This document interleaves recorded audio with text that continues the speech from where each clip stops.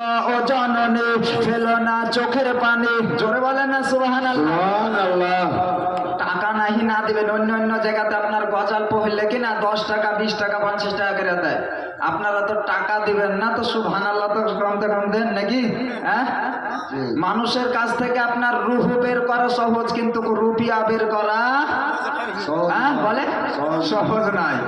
রূহ বের করা সহজ, কিন্তু রুপিয়া বের করা সহজ নয়। শোনো গো ও জননী ফেলো না চোখের পানি, ও চোখের ঝরবে পানি কাঁদবে জানি, আর সে গুণের সংজীবনী।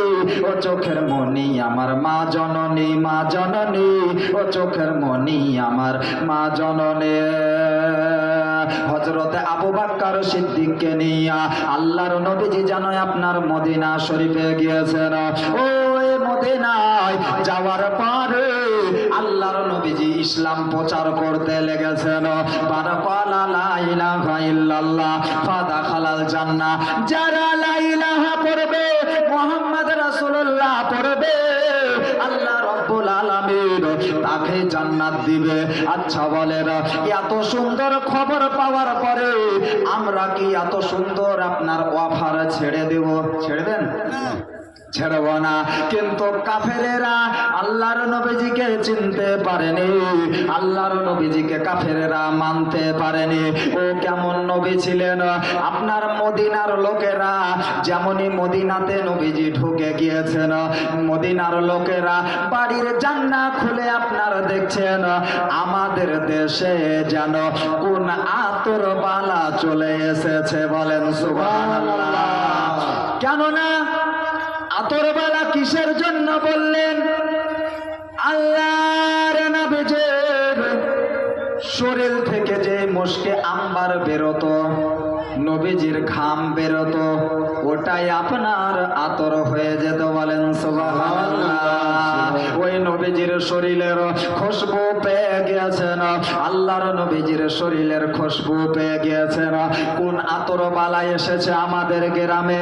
আজকে কোন আতরওয়ালা এসেছে যে কি আমাদের এই মদিনা শরীফ খুশবু হয়ে গিয়েছে। যেমনই নবীজিকে দেখেছেন, চাঁদের দাগে দাগ আছে, চাঁদের গায়ে দাগ আছে, কিন্তু কোন নবীজির চেহারাতে কোনো দাগ নাই। বলেন সুবহানাল্লাহ। ওই আল্লাহর নবী সাল্লাল্লাহু তাআলা আলাইহি ওয়াসাল্লামের শরীরে কোনো দাগ নাই। ঝিলমিল ঝিলমিল করে আকাশের ওই তারা, আকাশের ওই তারা, ঝিলমিল ঝিলমিল করে আকাশের ওই তারা, আকাশের ওই তারা। ওই নূরে মুজাসসাম রাসূল আকরাম, ওই নূরে মুজাসসাম ওই রাসূল আকরাম, জানো আব্দুল্লাহর দুলারা। জোরে বলেন সুবহানাল্লাহ।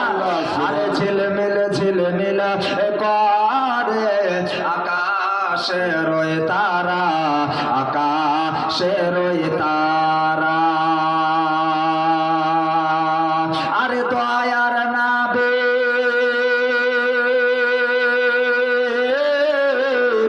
আরে দয়ার নবীর আগমনে, দয়ার নবীর আগমনে ফারিস্তারা দেয় পাহারা। বলেন সুবহানাল্লাহ। কোন দেওবন্দি, ওয়াহাবি, ফারাজি, লামাজহাবি এরা যদি নাবিকে আপনার মাটির সঙ্গে মিশিয়ে দেয়, তাকে ওকে প্রশ্ন করতে হবে যে তোমার জন্মতে কি ফারিস্তারা এসে পাহারা দিয়েছিল? বলেন হ্যাঁ। কিন্তু আল্লাহর নবীজি জন্মগ্রহণ করছে, তো ফারিস্তারা কি করছে? পাহারা দিতেছে। জোরে বলেন নারায়ে তাকবীর, নারায়ে রিসালাত। জীবনী গায়ক বক্তা হযরত আল্লামা মাওলানা মুহাম্মদ ওয়াসিফ রেজা জিন্দাবাদ।